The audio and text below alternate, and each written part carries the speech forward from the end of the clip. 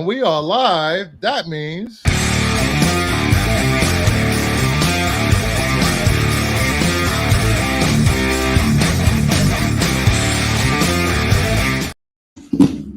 it's time for some live discussion. That was dangerous. some live discussions on my channel. What's going on, Max, Brian, Degrassi, and Joe's Dueling? We are here to discuss stuff, I think. Yeah. We're gonna have a discussion. We might teach people stuff. We might learn stuff from each other. Who knows? We ain't teaching anybody. Dude, I think you seriously overestimated what we do here. I try to make it better. So how's your day besides this blistering heat that's gripping the country and hurricanes and power outages and flooding? Any of that hit you guys or no? No, it's just been hotter than shit. The heat. I live in a desert. Oh yeah. We had the remnants of Beryl here. We were on tornado watch all day, but we just got the all clear not too long ago. Heavy winds, rain, pretty much the norm here now. Send some of that rain up the Appalachians to me, please. Hey, Mama Bear. Where I think some storm chasers posted they're heading our way here, upstate New York, because it's supposed to be like a couple of tornadoes tomorrow or something. Yeah. You guys will get those Beryl remnants. Speaking of tornadoes, I really don't appreciate YouTube when I want to go to sleep at night and I'm putting on my Solfeggio frequencies and a black screen for 9 hours to go to sleep on YouTube. Ads? Are you getting Twisters? Yeah, I lay down, I go to put it on, and the first thing I get is an ad for Twisters. I was like, oh, thanks. That really settles me down before bed. Just trust me and go see it. I want to see it. It's good, Rossi. Yeah, go see it. I can't. I've been saying it for a while. Glenn Powell's the next thing. Max is going to love this. The weakest bit is David Cornsweat. Oh, really?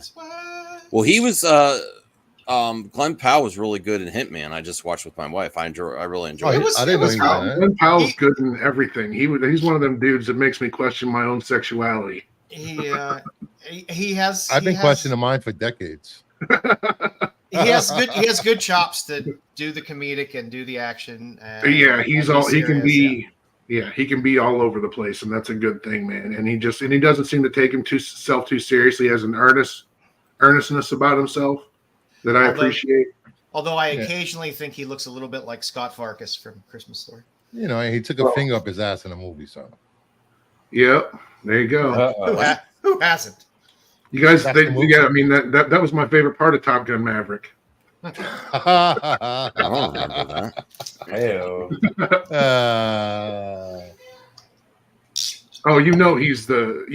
He's outshining Miles Teller in the next one. Miles Teller he doesn't really do it for me. Outside of Whiplash, I loved Whiplash, but what was that? The movie he made where he was the drunk kid who killed Nicole Kidman and Aaron Eckhart's baby or whatever. It had Rabbit in the title. Just a depressing ass movie, but he was great in that. Great in Whiplash, but he's kind of got a punchable face, you know. Yeah, he's kind of got that. Like I don't know. He got a bit of that wise ass face, but not kind of the wise ass funny face. But kind of perfectly cast with Anthony Edwards' son though in Maverick. Perfectly cast. Yep. Maybe he'll find the canopy next. Maybe. Oh Jesus! It's like you move him off. The board. Sorry, too soon. Too soon. Too soon. Move him off the board and put Glenn Powell in the lead. Too soon. Well, before we start with our Star Wars talk, I got something popped up on Twitter. Simon Pegg has called out Zack Snyder for stealing George Romero's title for his 2004 remake of Dawn of the Dead. It still would have been a great film, but when you just take a title because people recognize it, it's disrespectful to the original. Okay, Sean. Is this a joke? Yeah, is that a joke? Like, is this a troll or I mean? I don't know. He's not serious. It's upset a lot of people. Wait, what? I don't know if he's trolling or not. Simon Pegg's a funny guy. I could imagine that being I just can't believe a hilarious joke to write that. But. Yeah, he's not that out of touch. Well, that's why I said, okay, Sean. Yeah, it's not. Sean. I don't know. Some of his comments were they were out of touch. Remade no matter who wrote it. JJ. The more he hangs out with JJ, the more out of touch he is. He's yeah. It's okay. JJ's getting out of director's jail. His buddy's running the studio now. Ooh. More Flair. More lens flare. I just don't. There's just no way that now the ball's in Ellison's court. He doesn't bring JJ back to make another Star Trek movie. No. Those groans are. He's got to get out of director jail sometimes. Yes. You know. Can't keep punishing him for the Rise of Skywalker. It's time. I think it's time. I'm punishing him for Into Darkness, man.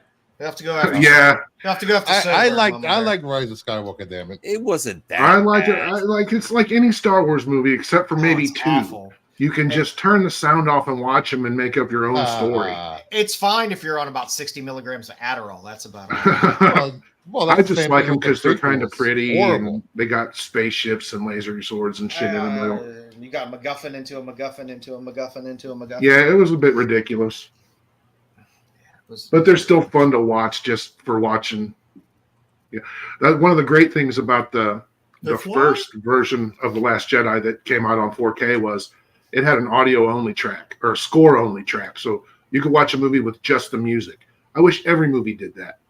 Just a music and just a sound, no dialogue. Strip all the dialogue out of the movie, keep all the other sound in. That would be awesome. All right, let's get to the reason that we're here.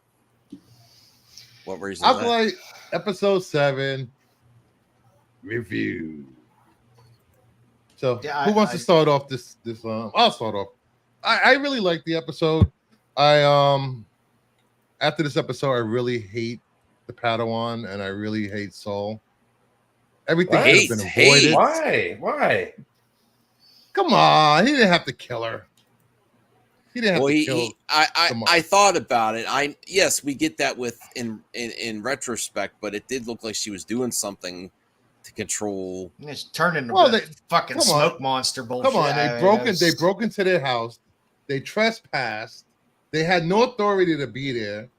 What are they? The freaking Child Protective Services of space now? Come on.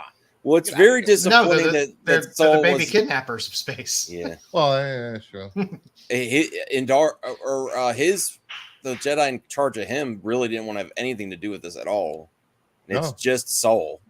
They went against the Padawan, and Saul went against the council's orders. I was just like, oh, that's why they have darkness in him, because he caused the death of 50 women. I'm just gonna call Saul Soy for this episode. I don't say soy. Come on. Soy. He was on the verge of tears the whole episode. What? Man can't cry. He's a Jedi.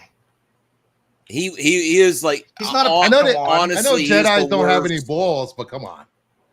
I don't know about that, but he is the worst Jedi. I like him, but he is the worst Jedi I've seen with his emotion. He's very emotional. Maybe that's what George Lucas should have introduced all the way back, is that like all Jedi are eunuchs. It makes me like Saul less. I really like Saul. Was one of my favorite characters at the beginning of the series. Now I'm just like, wow. I mean, if he didn't have those droopy the dog cheeks, it wouldn't all the emotion wouldn't have been as bad. But he does have the droopy the dog cheeks, so it looks like he's always right on the verge of tears as well.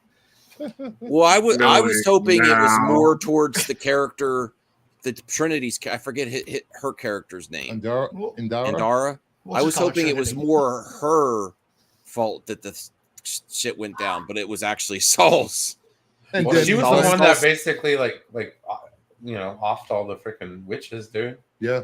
Well, that I also didn't like that scene. Like just because they were all controlling Chewbacca, or not Chewbacca, the Wookiee. Kelnaka together, and because she stopped it, they all died. That was I didn't like that. Happens when you break the link. Yeah, I don't like that. I'm like, really? that was too far for me.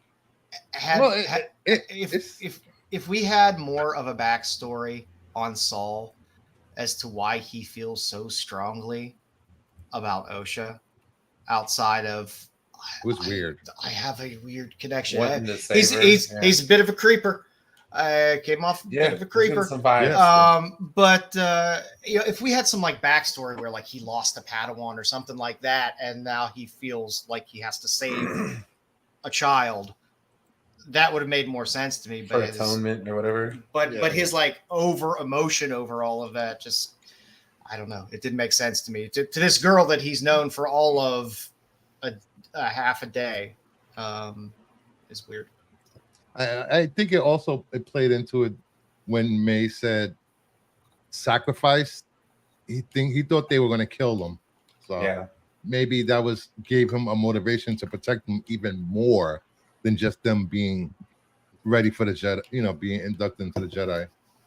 And then he cheated freaking Jedi test so OSHA could pass. Yeah, he's come on. No, I don't think. I think he's just trying to fill a void, and I think there may be a revelation or two left that kind of feel like, I don't know. Just they got with all they have to do this, next week. We still got some answers coming. That's what concerned me. It's like I was hoping this wasn't going to be a full issue flashback. I was hoping it was going to be like half an episode of flashback and then progress a little into the story, or at least transition at the end into the current storyline instead of the past. Because there's a lot you got to wrap up in 37, however long the episode will be next week. But it's supposed to be as long as this one, I thought. Yeah, so you get like a 35, 36 minute episode. Yeah, this episode felt the length was fine this week. It didn't feel short. That's what she said. Yeah. I'm pretty sure you've never heard that. No, I mean lengthwise the episode felt fine, but again, you only have one episode left, and if, as we've been told several times, it's supposed to be a self-contained story arc, then you got a lot of wrapping up to do, and I just don't want a hasty. Well, let's wrap everything up now in a nice bow in 37 minutes. Yeah. So, did anybody get the sense that they knew that link would be broken at some point, and they kind of pulled a Heaven's Gate, Larry Applewhite thing, and committed a mass deletion? Yeah, because that's kind of what I got. Like they knew that they weren't going to make it out of there either way, and they weren't wearing that Nikes. They were wearing Nikes, and what was the other? What else did they do? The tracksuits. Yeah, the baby blue tracksuits and the Nikes, and they all shaved their heads. But I mean, I kind of got the sense that they just checked out, and I can't stop looking the Droopy reference. There was supposed to be a new Droopy cartoon on HBO Max last year, and it never happened, and I'm trying to figure out what happened to it. And I know there's the possibility of another season, but again, the story arc, and you could do a story arc and have multiple seasons. This story arc was supposed to be self-contained and wrapped up, and not be a cliffhanger. So, do you think because of the popularity of the show, they decided to change the ending and make it a cliffhanger, maybe, and leads into it's not a cliffhanger? Maybe all of our dangling plot threads are cauterized at their ends, and we start next season with a fresh new mystery with the surviving characters. I don't think we're going to find out where Chimera came from for a while. And if we do, it'll be next episode. But there's no way they're moving that dude off this board yet. There's just no way. He's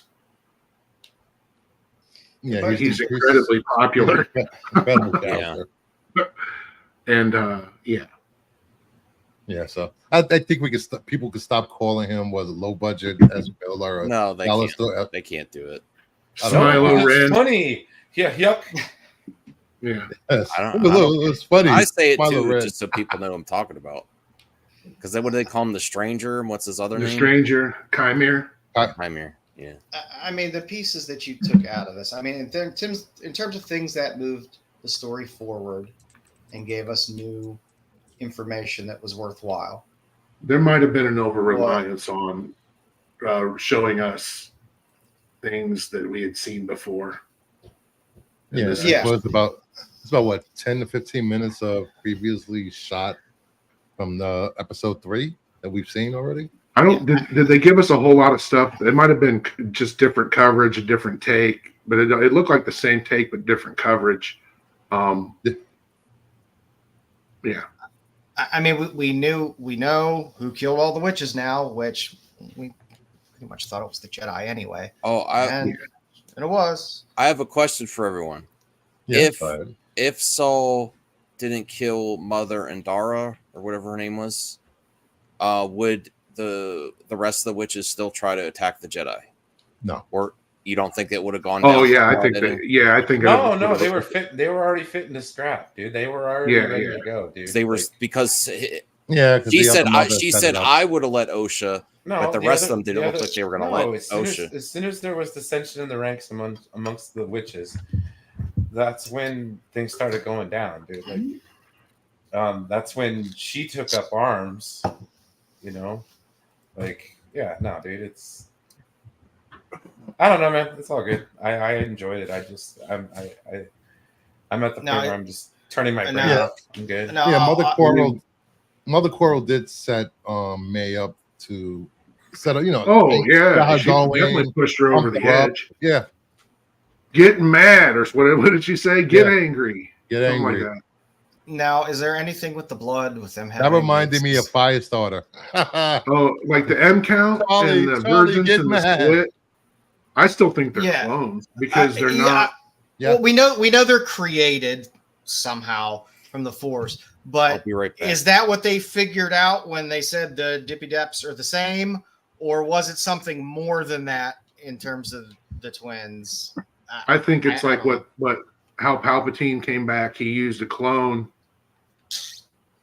Like, I don't know if they're a clone of Anastasia. I don't know. I just don't suspect they were just conceived of the Force.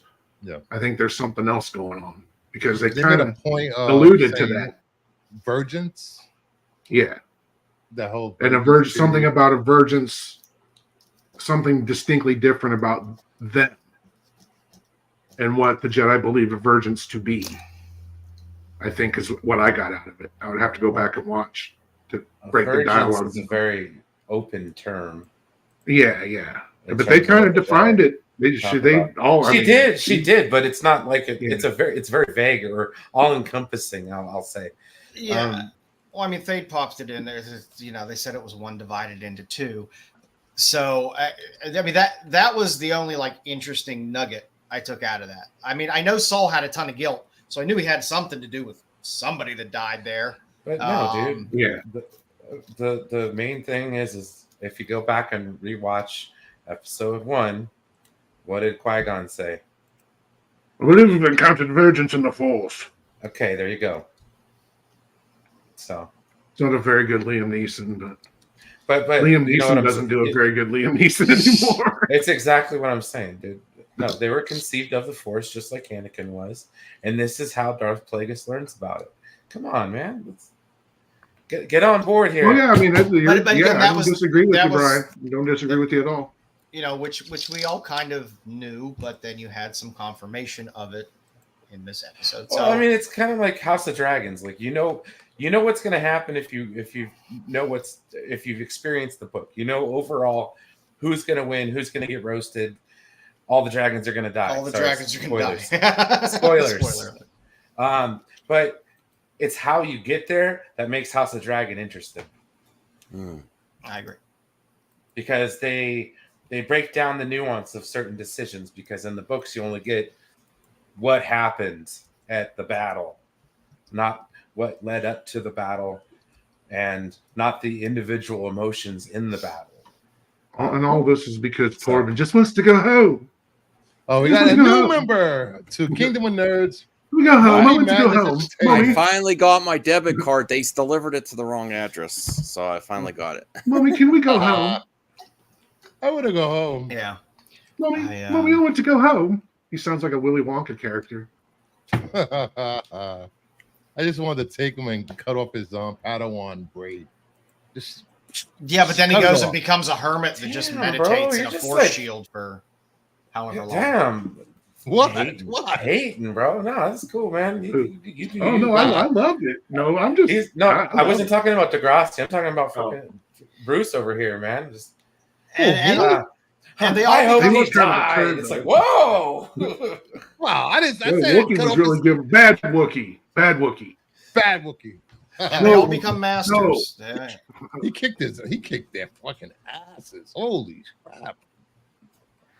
I mean, if that's what anybody there's somebody out there that was like, all I care about in this show is to see the Wookiee fight with the lightsaber, and now that's all that's it. Yeah, there it is. There you go. Go sit down. I want to see a Sith Wookiee now. After seeing that, because you're never going to see a Jedi go like that. Well, I mean, technically, you did. Yeah, in theory. Yep. And they did. I mean, any question about them being an offshoot of the Night Sisters was put to rest. Oh. With this episode too, they certainly are. 5 memberships are gifted by me. Hold on, I got some way, shape, or form. Something I want to show. Who got it? Mama Bear, Artrell, That Dude Vince, Anthony Cheeseman, and Brad Selden. Nice. Congrats, guys. Virtual background. Let's turn this shit off. There we go. Clean Yeah, we got a new pickup today, guys. Pickup? You got a pickup? What you get? What you get? We picked up a human. Oh yeah! Congratulations, Uncle. Oh, yay! That's a pricey one.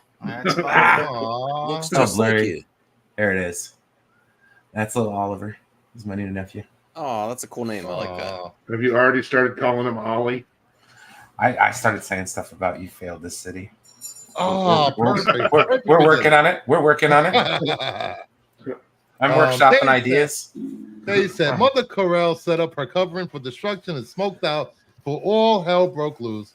Mother Corell is not dead. Well, hell no, she's not dead. She Lord Voldemorted away, bro. Yeah. So it's she's still alive. So do we think she's pulling Kirmir's strings? Possibly. But her skill set was ass and a half outside of turning into smoke. Well, she's had 10 years of anger and resentment and grief by herself. It's not like she had a master that was training her. Yeah, but I knew May didn't. I mean, she started the fire, but I knew it got out of hand, and then she didn't know what to do. Like that's what a kid would do. Holy shit! I can't put this fire out. Find help, and just let it go. What kind of oil was in that lamp? It was Sith That's fire, fucking space oil. Space oil. Space oil. Space oil. Or something. And the witches Sith should learn fire, not to build that Sith place out of charcoal briquettes. What was the name of that shit in Game of Thrones? The green fire shit. Hellfire. Hellfire? Dragonfire? Dragonfire, maybe? No. What was it? Yeah, it had a fucking cool name. I know that much. I thought it was Hellfire or something like that. Yeah, I can't remember. I know the Pyromancers made it, okay? And Tyrion went some in the second season for the Bay, Battle of Black Bay. It looked cool though. I don't know. I like how it looked and when it set everything ablaze. It's interesting to me that David Ellison bought Paramount for $8 billion, right? And he got $6 billion of it from his dad, and now they've announced $2 billion in cuts. It adds up. Yeah, I saw that. Are they cutting Star Trek's nuts off, please? Just if they don't sell it, but I know he loves it, so they're Trekkies, man. I don't think that's probably part of the reason why he bought it. They just announced some castings for the Academy show. Yeah. Oh no! And then they're just gonna stick that in the damn Discovery timeline. Sorry, Star Trek. I'm done. I'm good. Good man. They don't understand what give the people what they want means. So I'm just gonna check out. No. I'm sorry. I'm starting to get. I'm starting to think they just like doing what they're doing. So it's like I'm cool.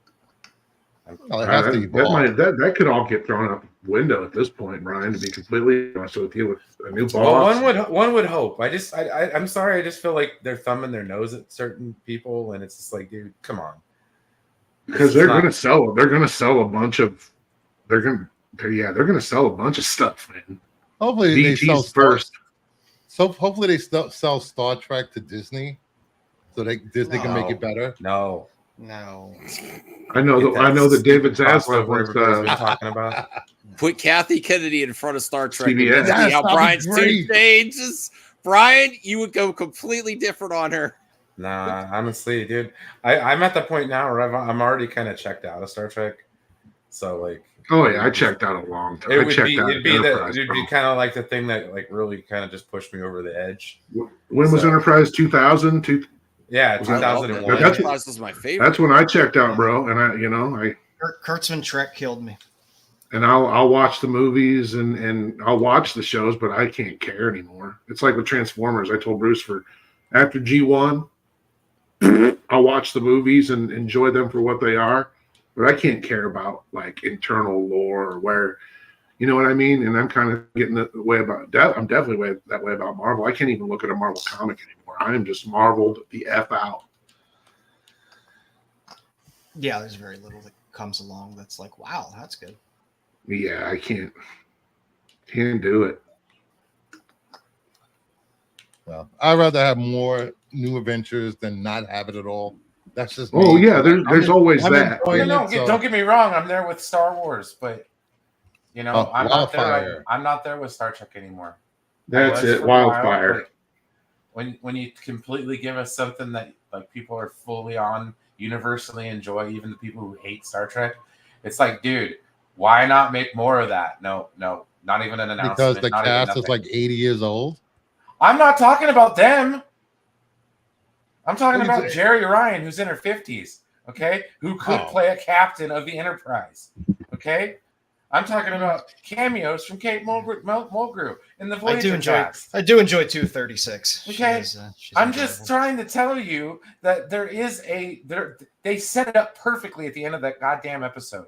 Okay, you don't have to show any of the original character cast of the Next Generation unless you're going to put them in there as cameos. Okay, they set the pins up nicely, and what they do, they didn't even throw the ball; it's still sitting in their freaking hands. See, this is the problem with getting fans. This is the problem with getting fans what they want. They want more and more and more. Okay. Instead of just so you want more division of the fandom, more talking crap, and more. It's going to be division regardless. No, there isn't, because that was the one show that actually didn't have division. What, Picard season 3? To it. Picard season 3 did. Because it was the first time you people know what? From across the aisles of Star Trek did the power. The aisles? Have you ever seen the mega powers uniting the Hulk Hogan and freaking Macho Man? That was that moment. That was when haters and fans got together and they were like, yes, finally something that doesn't suck. And then they're just like, nah, we're good. We're gonna go back to the shit that sucks now. And we're gonna double down on the suck. Yes. It was just Star Trek's greatest hits. It was like, now that's what I call Star Trek. That's what season 3 of Picard was. That's all people ever wanted.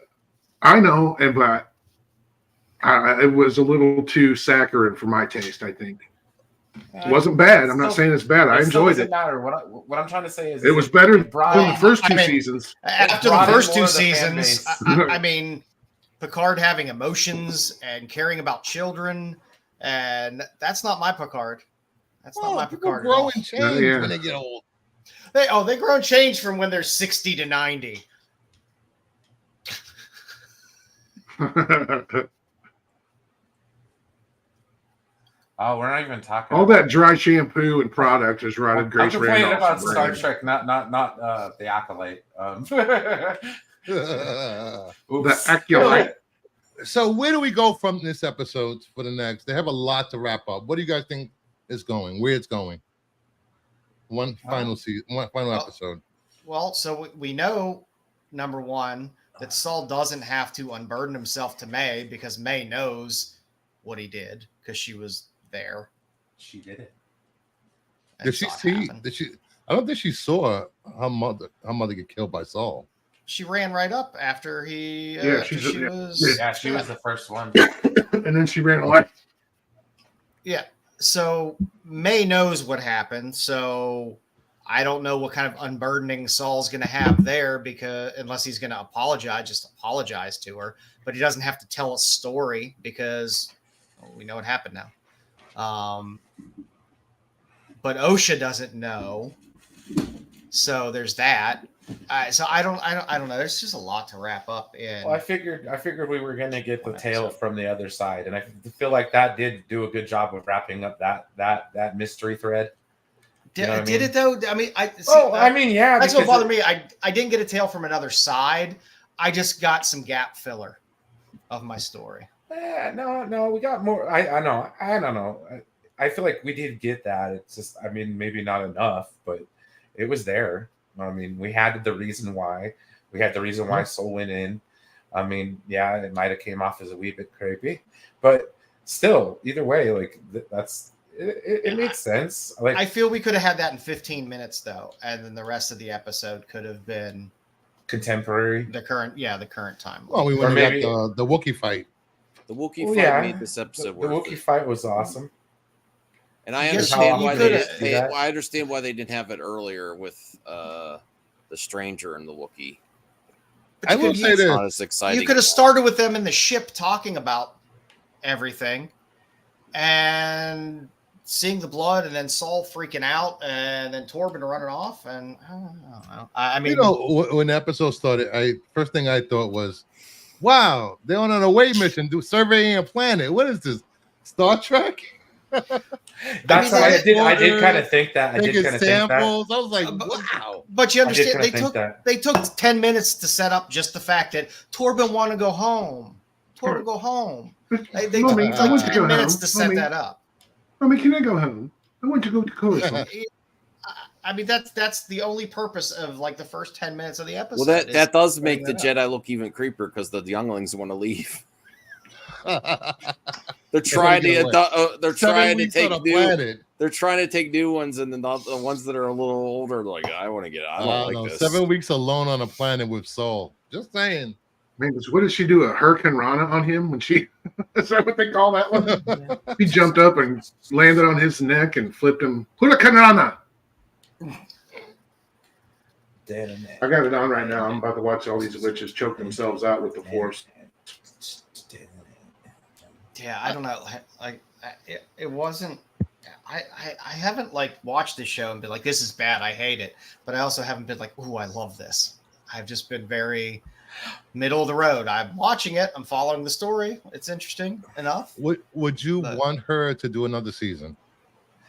Yeah, I'm fine. I'm fine with them continuing the show and doing that. Like I said, I don't have a problem with the show. Mm-hmm. It was very Pretenders, middle of the road. Then you're trying to find me. Chrissy Hines. Yeah. How's your feeling? How's your feeling for the show, Max? I think they're still on tour. I really like the show. This was one of the weaker episodes for me this season, except for the Wookiee. That was fire. I'm disappointed in Soul. I wanted there to be more to it, like the witches. I wanted to be more on the witches' end, the way things went down, or Master Andara's fault instead of Soul. Well, it was the Padawans' fault, really. Yeah. But again, I mean, nothing in that episode was like, whoa, I didn't see that coming. I'm really disappointed on how sloppy Saul is altogether. It's like weird. Way too emotional to be a Jedi. It was that time of the space month for Saul. I got that song stuck in my head. Remember, Kamir said he was dealing with the darkness that was inside of him. So, but again, I understand the darkness inside of him for killing her mother and then feeling bad about that. I don't get his whole puppy dog crying everything leading up to it. That's what I just didn't get. How over emotional he was too emotional. Yes, I could see him being like, boisterous about it. Be like, no, we need to save these kids. Yeah, but not like on the verge of tears, without any explanation of some backstory that he has that would explain why he's like that. And there is none. Real quick, Brian. 17 cities. They've sold out 14 of 17 cities on their new album. Damn. Nice. Yeah, the Pretenders are still killing it, guys. Chrissy Hines out there, man. She's awesome. I got Brass in Pocket, That's crazy to me, man. She's what, 70? Well, isn't Joan Jett out there still kicking ass too? Oh, like crazy. You don't want her to corner you backstage. I don't know if Patti Smith is still out there. Yeah, she is. Pat Benatar. Joni Mitchell's back on tour. Pat Benatar and Neil Giraldo were just. All these people live here.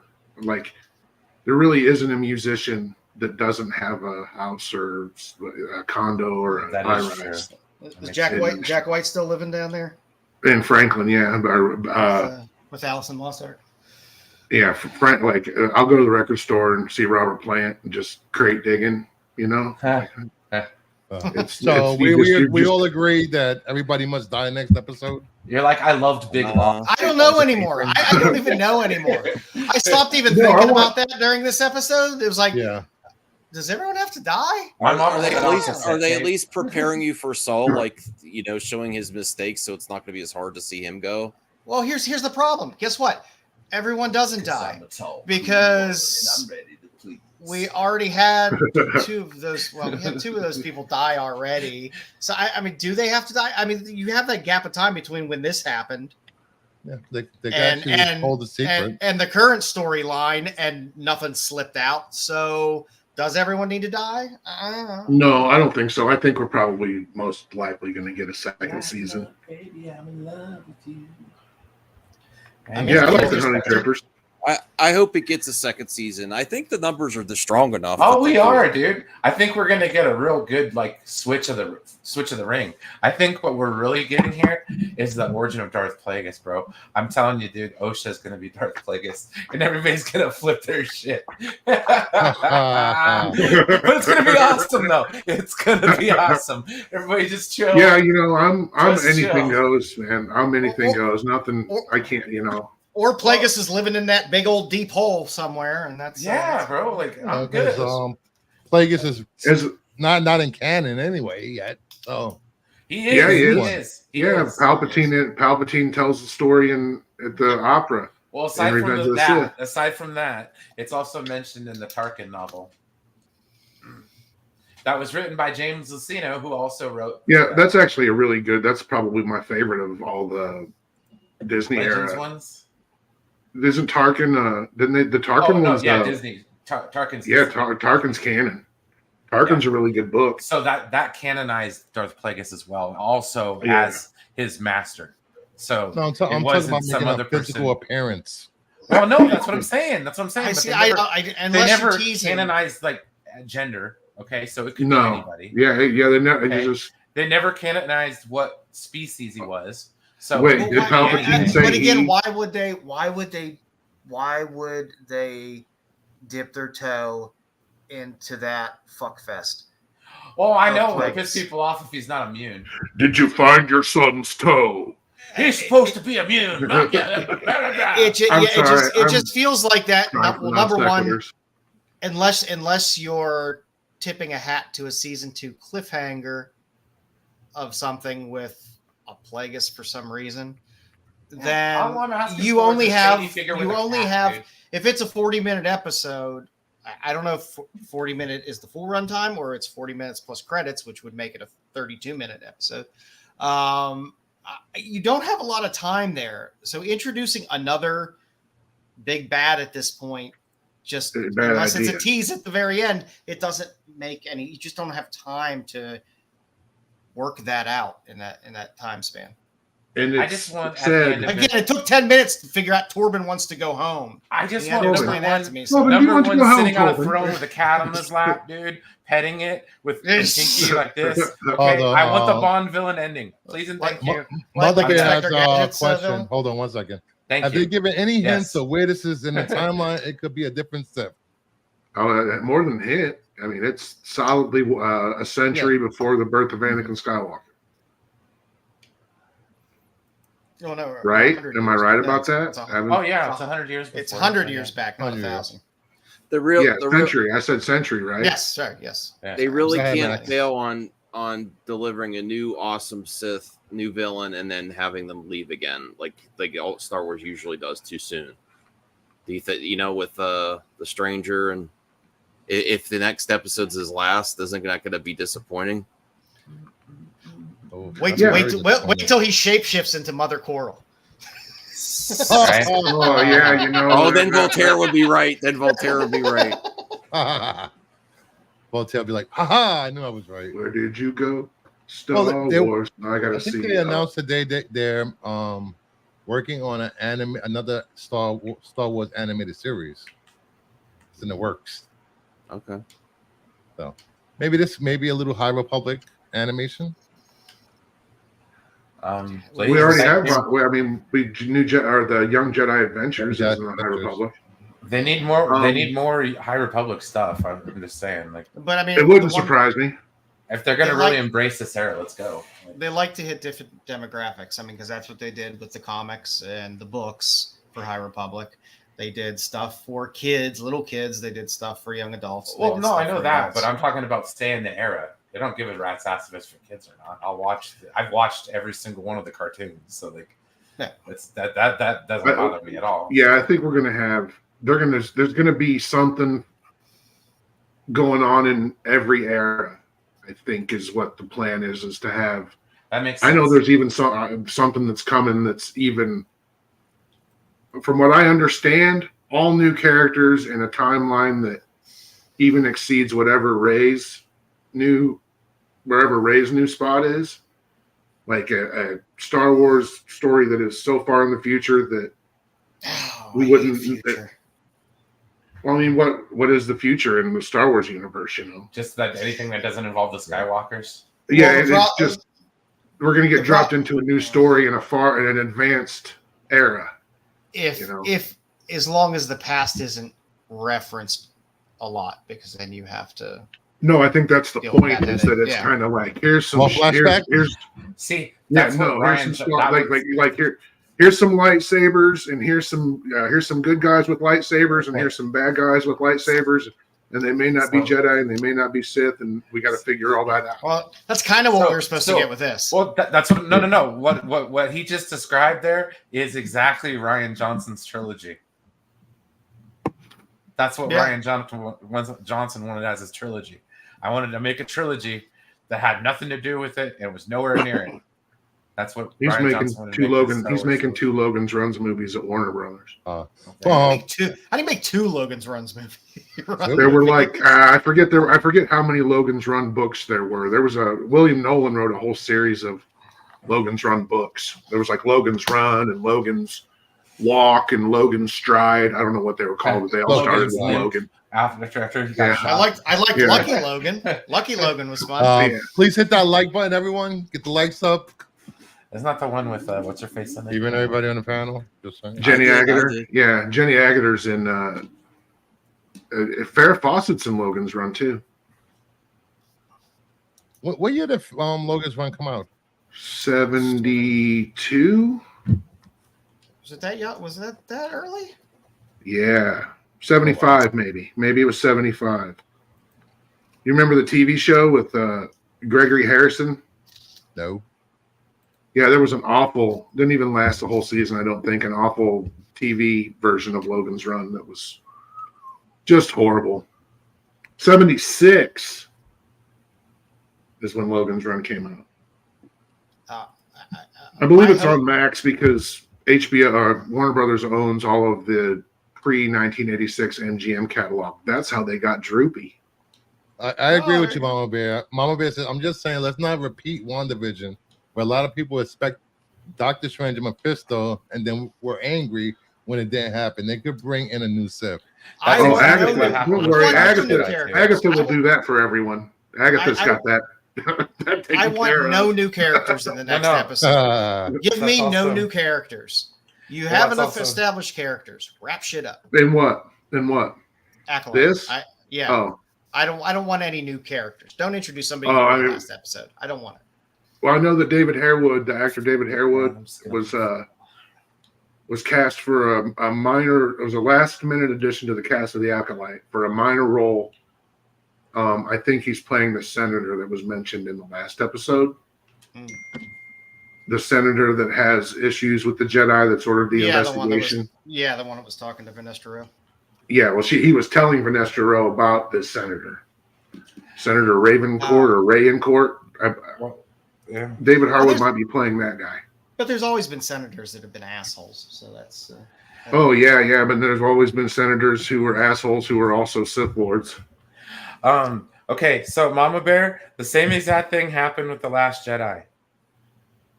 And I'm not a liar, and I'm not wrong.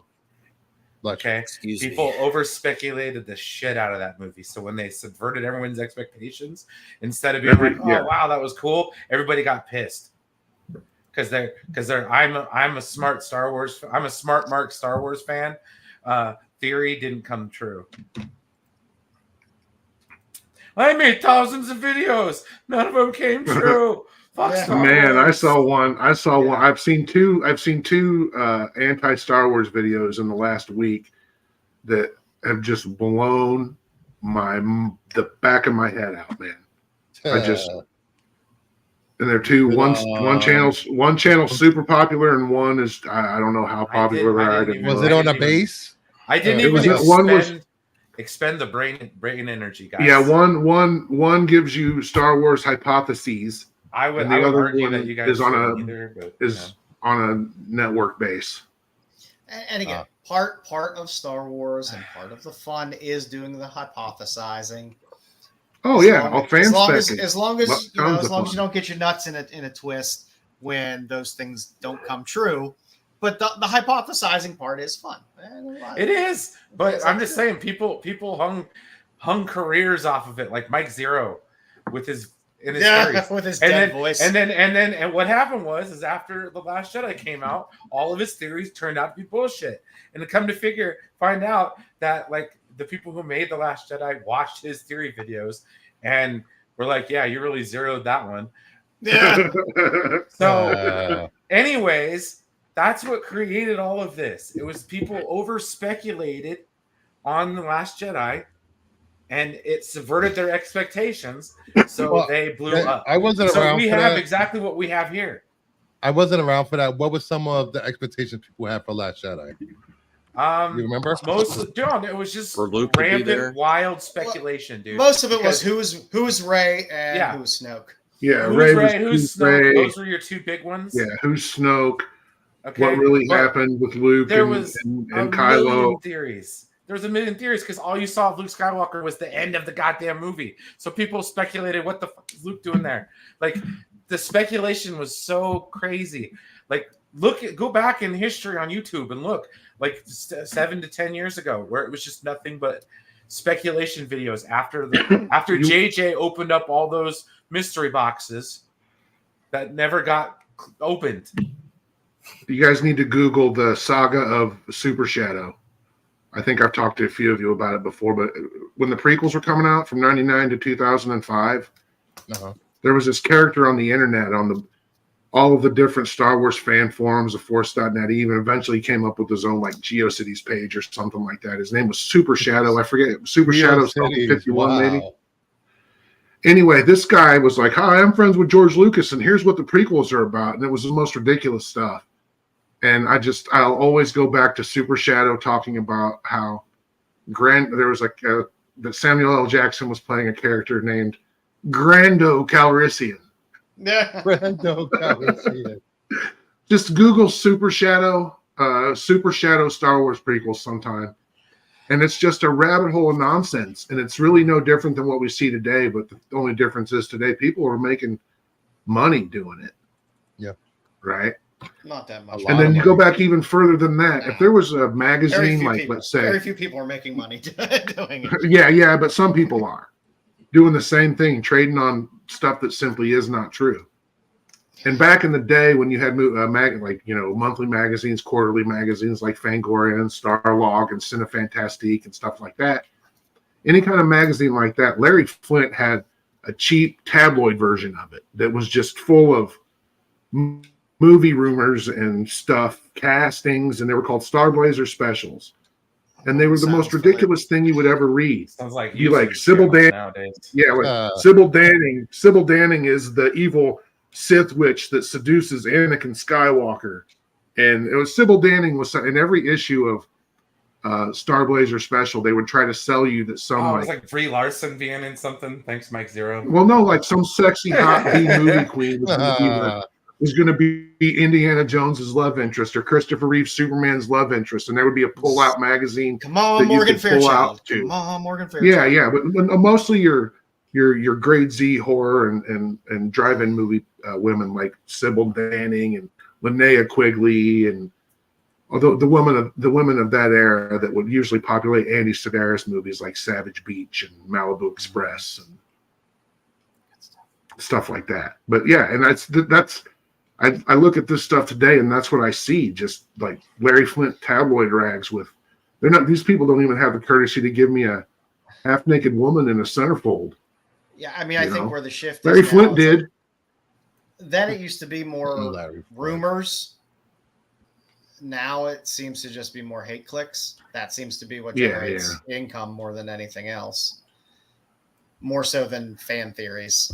It's definitely the hate. Well, no, it was the death of the fan theory. Like the death of fan theories was The Last Jedi, because it was like before that, dude, everybody had fan theories, but after that, nobody had fan theories. Everybody was like, "Man, Star Wars sucks now."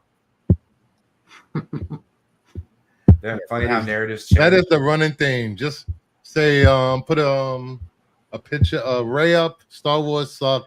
Don't explain why it sucks. Just run with it. Does anybody listen to Primus? That's their motto. That's their motto. Primus sucks. Yes, the hashtag Primus sucks. All the way over the electric grapevine. Boom. Oh, never mind. Best bass player. I love Les. I've got to see him play with a lot of different people. Dude, he played in the little tiny theater, community theater in my little mining town in California in front of 150 people, dude. That's always fun. Yeah. I saw him play with Sean Lennon at Bonnaroo in 2016. Talking with the fans and shit. That was crazy. I like Sean Lennon. Yeah, he's a trip, man. Those guys are a trip. I love Primus. That was one of my favorite bands when I was a young teenager. That was when Tales from the Punch Bowl came out. Why not? Well, we had a big brown beaver and she stuck him up in the air. The music video, dude, that got me right where I wanted to be. And then the Brown album came out, and then they kind of faded out. But I love the Brown album though. That's the thing, though. They never stopped. They never stopped. Those are the bands that I love. That despite they may lose all their notoriety, but they still keep chugging along and selling out whatever size venues they were selling out before. What's impressive is how he plays a stand-up bass like a fucking champ. Go ahead, Max. Do you like Master Endara's character more after this episode? Because I thought it was a pretty strong episode for her. Very bad for Soul. Very bad for Soul, but I really like her character now. Yeah, I really like her character too. I'm just glad we got to see more of her. Yeah. So, she seems like a wise Jedi. And I like to talk these things through because I don't know whether I'm just misinterpreting things. So, do we all feel that she's the one that killed all those Force switches, all those evil Force switches? Well, when they just showed the connection. Well, I think the connection was broken. That doesn't necessarily mean they all die. Torben had black eyes, and that connection broke, and they didn't all die. Well, that's because she broke the connection purposely broke the connection. It's like the difference between your computer being shut down on purpose and a power surge. Yeah, and a power surge. And I get that. I took it as okay. She did that when she broke that link. Well, she did, but I don't think I don't think she did it intentionally. You know what I'm saying? Yeah, Corbin was different. She let him out of the link. She got out of his mind, but she was trying. I really liked that connection. How they showed us the dialogue that they were having in his head. Oh, dude, I really like that. You never actually get to see that, so it's really cool. No, I like it. It doesn't necessarily feel like Star Wars, and that's not a bad thing. You know what I'm saying? Like, I didn't need 10 minutes of it at the beginning. Well, no, 100%, man. Like, yes, they could have like wrapped this up a week ago, but honestly, dude, that's what I've come to expect from this show. Like, when I messaged Bruce, I was like, yeah, I kind of expected an episode like this because I knew it was going to be flashback. I was just really hoping they were just going to bring it back and dovetail it so that we could roll into next week with something already kind of started because it's the finale. But I mean, it is what it is. But like I said, I would have trimmed a little Torben time off, and I wouldn't have reused scenes. It's Torben time. I do feel like we're going to get full circle, and most of the questions are going to be answered, and they are going to leave threads loose for other things because it is Star Wars. And I mean, regardless of whether or not they're making another season of this, there are going to be loose threads. And I'm fine to the grander story. You know? I'm fine with some loose threads. The problem I've had with Filoniverse shows was, once you got out of Mando, they're not very satisfying. Well, once you start doing multiple shows and he's trying to build a universe, and then every season finale of all the shows just feels like a trailer for the next season versus you won't like Skeleton Crew then. You said this is on your thumbnail here to review, Bruce. So with the episode, is the flashback starting to cause the season to not be as bright? Because I think they were going on all cylinders the last few episodes, and they go do a flashback episode now right before we get to the finale. I just think that episode 8 is going to be hopefully balls to the wall. Action for the first 25 minutes and then wrap up the storyline in the last 10 minutes of the episode. Yeah, I mean, my problem is we know where everybody is right now. Do we have the time for sure of the last episode, the time stamp of how long it is going to be? It's going to be 42 minutes. Isn't there an episode? Isn't the title been released too? No, because I think the title that I put up that they released was wrong, actually. Let me check. I forgot the name. But I mean, remember, we got Osha and Quimir on Unknown Planet, which is the Unknown Planet. That's not Octo. Yes, for some reason the grand narrator of the show doesn't know the name of the planet. But I mean, think it's left nameless on purpose. But that's just that's cool. That much is clear. But she did say it's not Octo. She's like, I can see why you say that, and we made those choices on purpose, but it's not. No, it's Baldemnik, dude. They're just not. Because the Cortosis because thing. If they said it what it was, it would give away the mystery to the people who know. So that's why it's the Unknown Planet, guys. Oh, yeah. I'm telling you, we're getting Darth Plagueis one way or the other. It's going to be at the end, at the ass end of it, and they're going to be like, "All right, man, Rise, Osha, your new name is Darth Plagueis."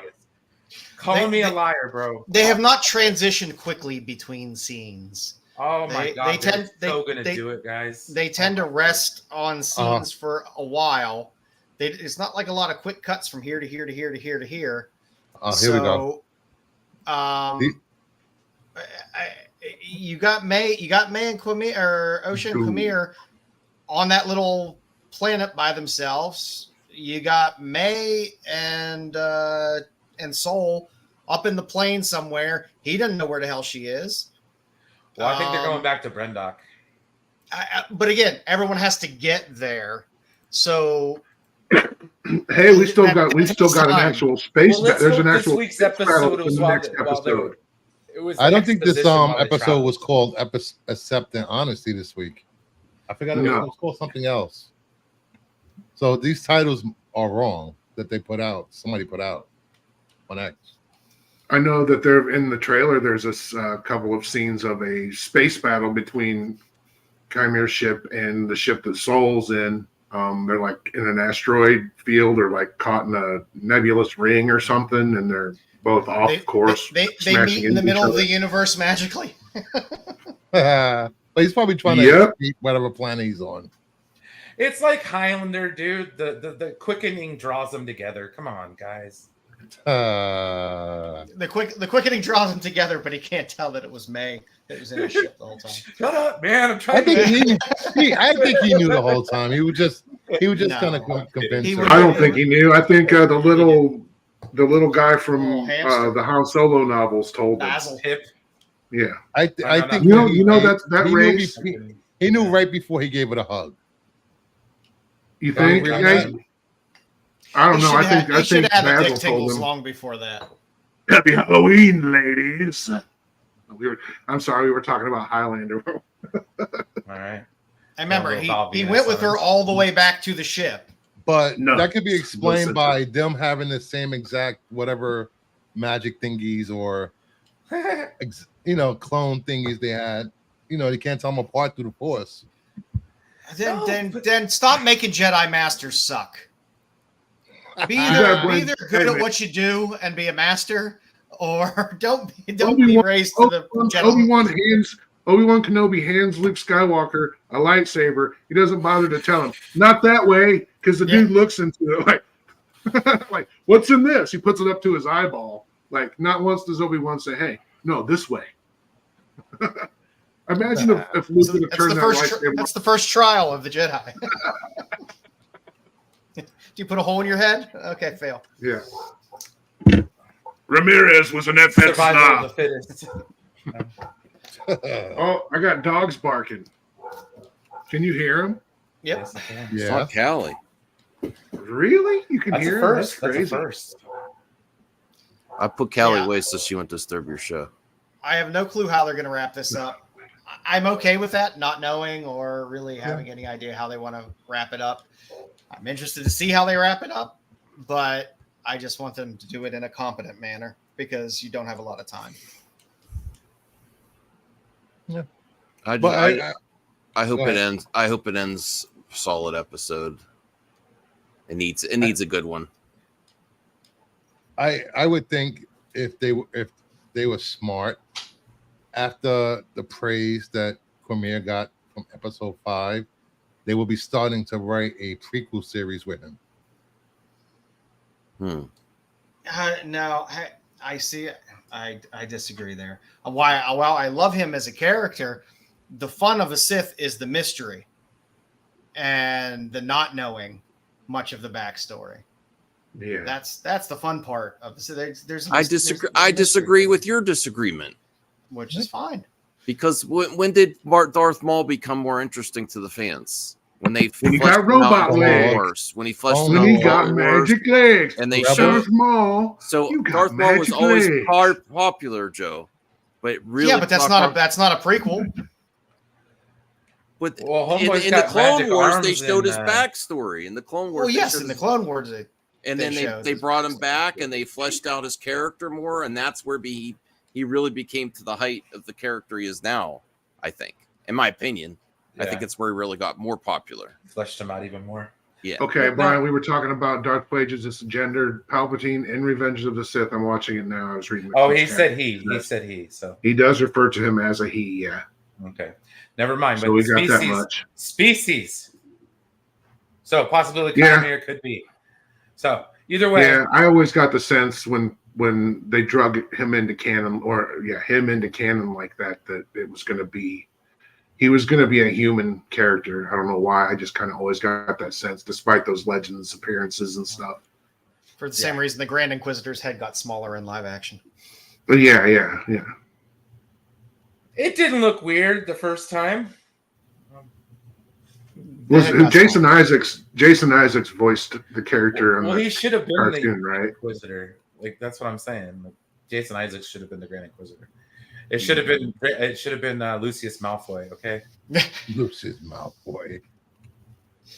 What? He played Lucius Malfoy.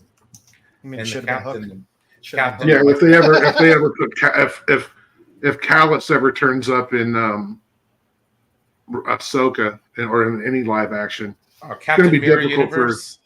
It's going to be difficult for David all the way up to play him because the actor who voices Callus is black while the character is not. So I suppose they could pull some Eddie Murphy, Mr. White action on him. No, we can't do that anymore. No, they'll just go back and make him really, really tan and the. Anything's possible. That's why I want to make Cocoon 3. You wouldn't believe the ideas I have for Cocoon 3. We have the technology. Oh, jeez. There's a few of us here. There was a part two. Are we bringing back Gutenberg? I got to give that movie another shot to go. I haven't seen it since I was a kid. Cocoon and Cocoon the Return. Yeah, there was a Cocoon 2. I never seen it. I'm Wolf. Where the old people I know the first one. All the actors are like 45. I think Wilford Brimley was my age now. Yes, there's actually Google it. You can do that. There's an online calculator. It's called the Brimley Cocoon line, and it can tell you at what birthday you will be the same age that Wilford Brimley was in Cocoon. Does the Cocoon revitalize you? Maybe some candidates could use it. If I gotta vote between a criminal and a rotten turnip, I'm voting for the rotten turnip. They both like use. I'm sorry, Bruce. I should have said that joke. Yeah, you do this all the time, Max. You want to do this last time? And you wonder why I said what I said. All I said is they could use a Cocoon. But see what I'm saying? Like I had a joke for Cocoon. I told Max, I'm like, bro, I don't think I can handle being on these panels. For at least the next 6 months. Bro. Acolyte. Remember he does is bring up politics. I'm like, bro, it was a joke. Remember in Cameron Crowe's say anything when out of 10, what would you give this episode? When Lloyd Dobler goes to the nursing home that Diane Court's dad is laundering money through, and he's giving a movie day. It's Lloyd Presents Cocoon. And he says, I've never seen Cocoon, but it's got old people in it, and I hear it's really good. So I hope you like it. I couldn't resist. But anyway, I would give episode 7 a 7 out of 10. I think I'm with you with a 7.5. I'll be more generous with an 8 because I was satisfied. It was a hearty meal. Oh, I'll go down just one notch to a 6 out of 10. Too much Torben time. But we did have a little. One side was left over from last night. He was doing some prequel type moves, with the. Oh no, he did have some fine swordplay. Yeah, I'll give him that. But the mummy, can we go home to Coruscant, please? That was too much for me. But he did know how to use that laser sword. Flaccid. You can kind of see why, dude. Like surrounded. Would you give it what score would you give it, Brian? It wasn't the best, but it wasn't the worst. A 7 out of 10, a good C average, 70%. Like a low 7. So him risking everything to go back to Coruscant. Well, do you think before we wrap up? Do you think that was he got his brain messed with? Yes, that's why he got his wires crossed, bro. Like, yeah, he wasn't the same after that experience he had with her. So. Who, Torben? Torben. Yeah, but he was before they got there. He eventually becomes a Jedi Master. Well, that's kind of how he becomes. Before they got there, he was like when we meet them, he's like, "I'm bored. I want to go home." It's just like. Yeah. He started before he got force zapped. Okay, so he took it's called the rash oath or whatever the hell. Anywho, I just watched Highlander. Is it Vapad? The Vapad, or what is that? What it's called? The Vapad. I'm not going to get into the nuance of it, but what I'm going to talk about is what I watched last night. I watched Highlander Endgame because we were talking about Highlander the other night. Yes. And I was really inspired. Highlander Endgame. There's this one scene where there's a bunch of people who take themselves off the board, as it were. And what they do is they call it the sanctuary, which is at a holy site. And these immortals put themselves into like a deep sleep. Okay. That's kind of what it reminds me of when Torben did what he did. He felt a reason and guilt and remorse to do that. So it explained which makes sense, but at the same time, he's a Padawan there, so he's going to have to do things to become a Jedi Knight and then a Jedi Master before he decides to go off and sit in his bubble. He's got one when he's meditating in the vapad or whatever. He's got one Sith eye. Well, this is what makes him a freaking whatchamacallit. Because Mace Windu did the same thing. Mace Windu went through the vapad or whatever it's called, and he became. That's why he has a purple saber, because he's equal light and dark. Mace Windu's character. This is modern comic lore. Yeah, and the same thing. Mace Windu did the same thing that Torben is doing when he's meditating. Mace Windu has already been through that when we meet him in the Phantom Menace. I think that's how it lines up, because he's been trained in the vapad just like Torben has. So, but you look at Torben in that temple, he's got one Sith eye.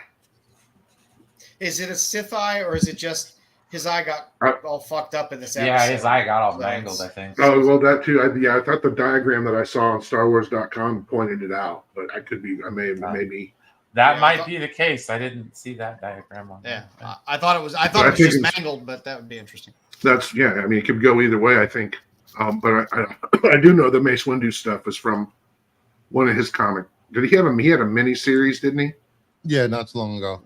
Yeah, I believe that's. Oh, he also had very recently he had a miniseries, but there was a miniseries prior to that as well. Yeah, and one of them they described the vapad and stuff, and that's where Leslie Headland just came from. Got it from one of those strands that they somehow are able to weave without mangling it too much. So I don't know what they're going to do next week. I just hope they stick the landing. That's all. That's all I care about. I don't know, and that's what makes me happy. I don't care which way it goes. Just stick whatever landing you're going to give us. That's all. Yeah, but what if they don't give the Plagueis teaser something? Are you gonna be disappointed, Brian? No. Okay. No. I'm still happy with the show overall. Okay. And I know eventually we're gonna get it, one way or the other. So I figured this would be a great way to introduce it, and you have a writer who seems to respect that part of the lore. Because like I said, I've been listening to that audiobook over and over and over. And Daniel Davies' voice is freaking amazing. Just going to say that. In theory, those times are going to come eventually. So.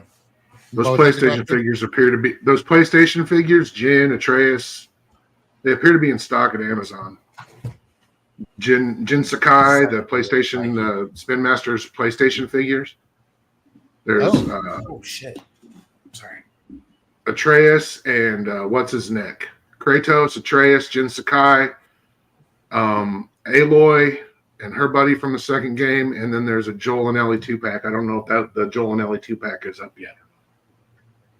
I can't buy any more toys. I don't have room for toys. Figures, no. I can't. You don't. It's bad enough. It's bad enough. I gotta go to Burger. I gotta go to Burger King and get a kids meal to get those figures. Which figures? And I do agree with Cheeseman though that Disney Plus shows the last show has normally not been so good. But the good thing they're getting out of that business. But that's also more of a Filoni thing too. So I'm really tempted. I'm looking on Twitter. These 40th anniversary ones are pretty good. Down to $20. You know how hard it is for me to not buy that. Yeah. Because I can't. Once I start buying the Gen 1 stuff, the G1 stuff, especially the stuff from the first animated movie, and those G.I. Joe classifieds, once I buy one of those, it's over. What are these 40th anniversary ones? Are they plastic or metal? I don't know. Probably plastic. That's not that bad though, 40. Yeah, but I can't get it either, or I'll want to get more. I've got too many hobbies, man. I actually opened my. I opened it. Oh. Is that a Walmart exclusive? No, this is Headmasters. Oh yeah, that's a DVD, right? Yeah. Yeah. Yeah, that's pretty sweet. That's cool. Yep. Where'd you get that from? eBay Malaysia. Gotcha. It literally came here in like 4 days from Malaysia. I was surprised. When I order stuff from Vice Press, well, they've got somebody here, but before they had a fulfillment service here in the States. And the same with what's the stupid DVD store that was in the UK that they finally opened up a US outlet. Virgin. I would get it was I can't remember. No, it was long after that. Virgin. But they I remember when we got one in Sacramento. It was movies, a big deal. Yeah, I would get discs here in like 2 days from the UK. It was crazy. Oh wow!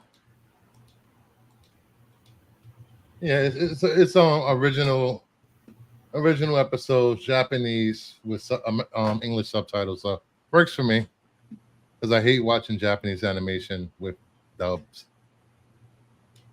I'd rather read my animation. Yeah, me too. Because they're not changing the story to suit, because they'll do that.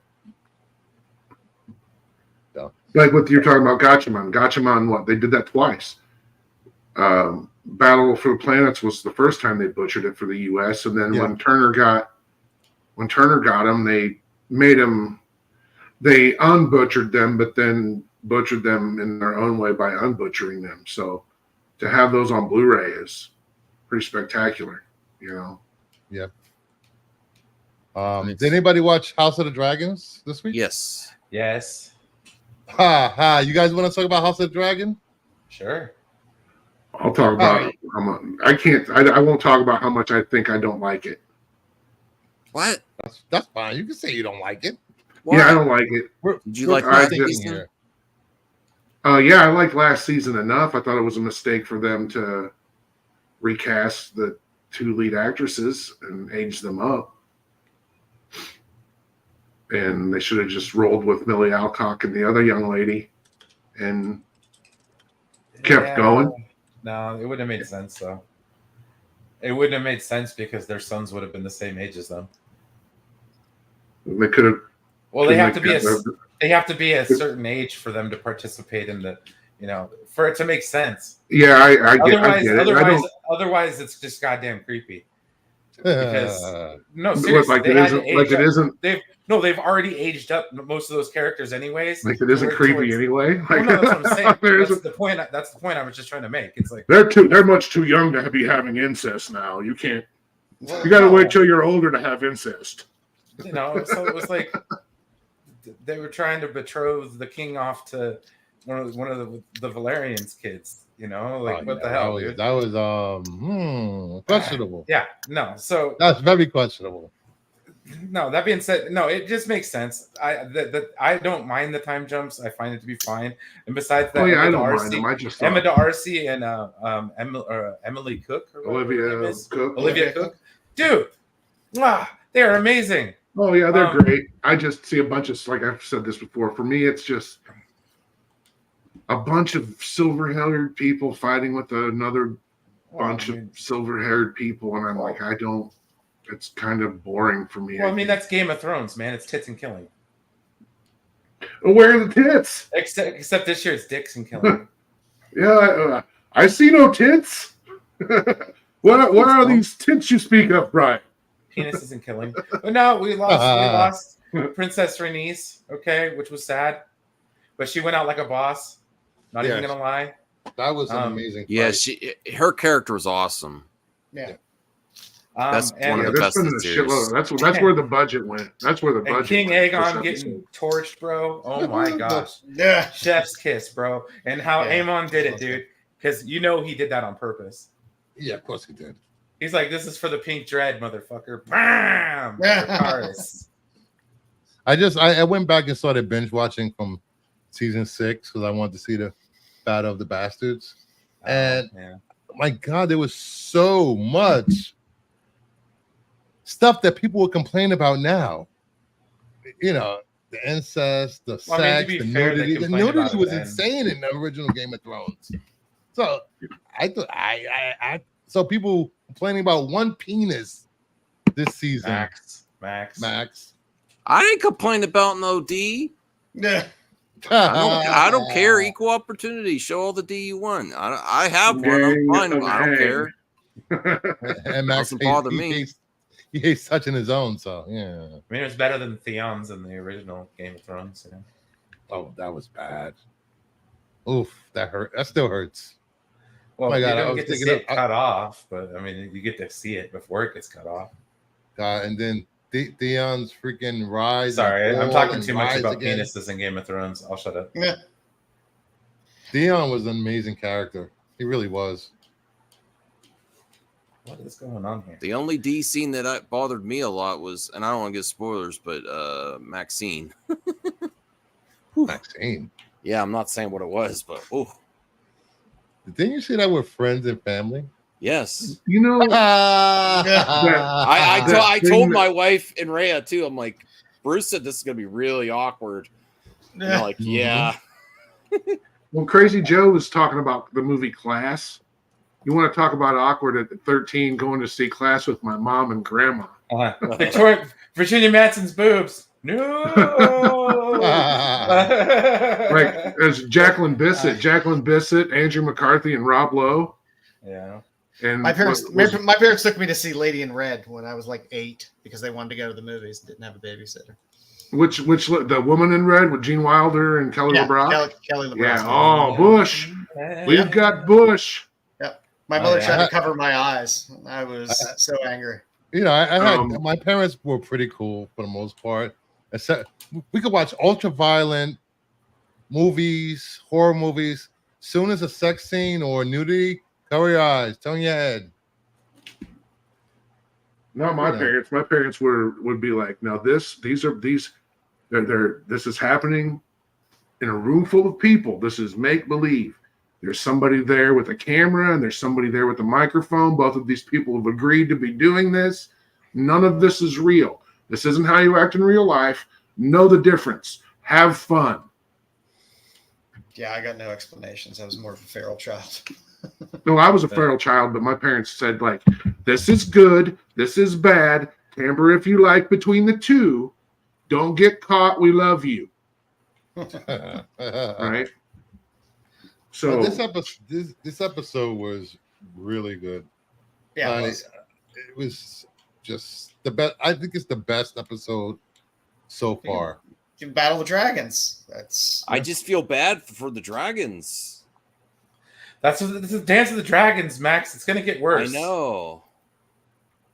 Like, not only that, they're working on another series that's going to have like hundreds of dragons. Did you listen to Prince Joffrey talk about the Dance of the Dragons? Or go back and listen to Prince Joffrey talk about Poor dragons. Poor Rhaenyra.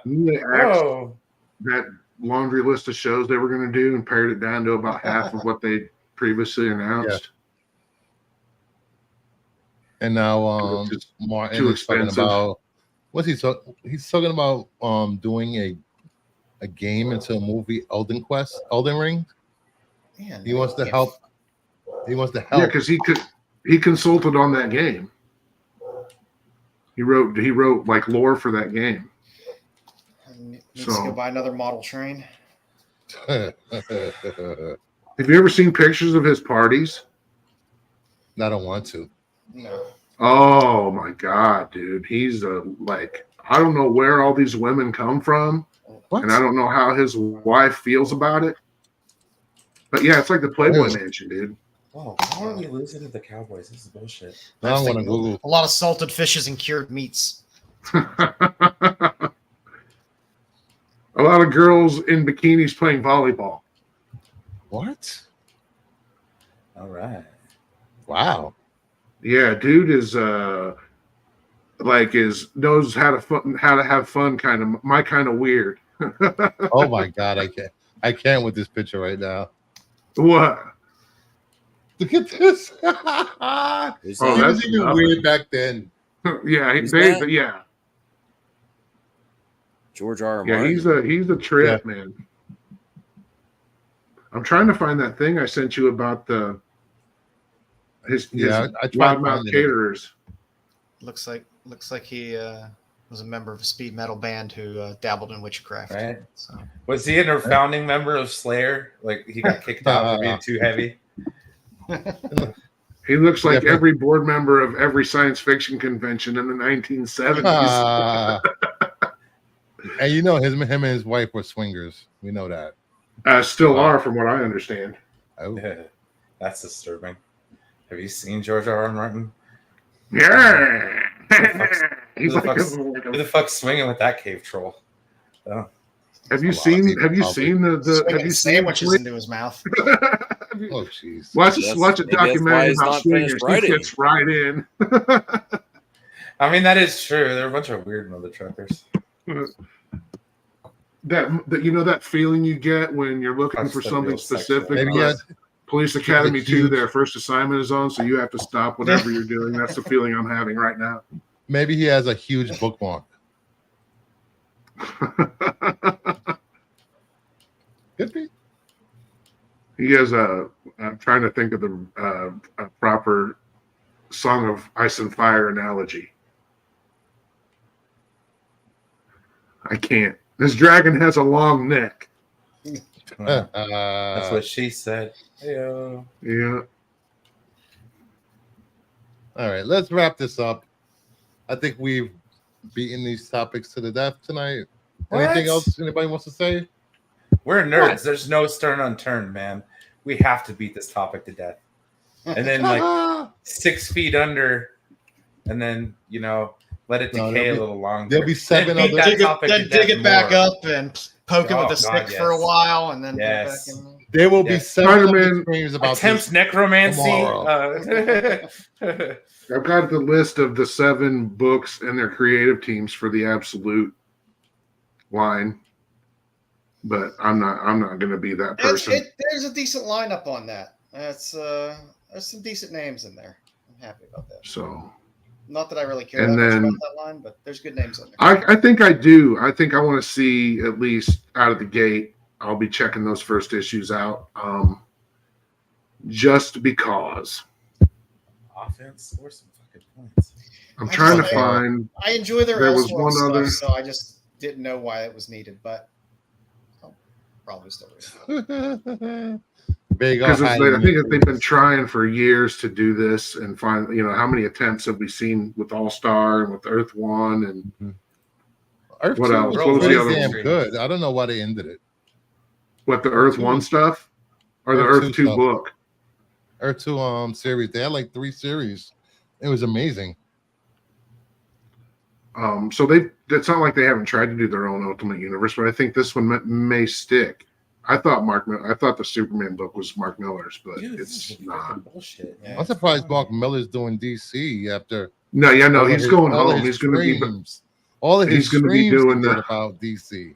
Here's the thing, man. He's Al Ewing too. Al Ewing's been doing mostly Marvel stuff. So yeah.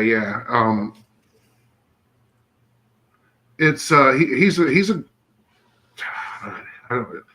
he's a good guy. Mark Miller's a good guy, and he's not afraid to, he's as progressive as any of us are. Any of us that are progressive, he's as progressive as any of us would be. I'm happy to have. It's just that he also gives everyone the benefit of the doubt.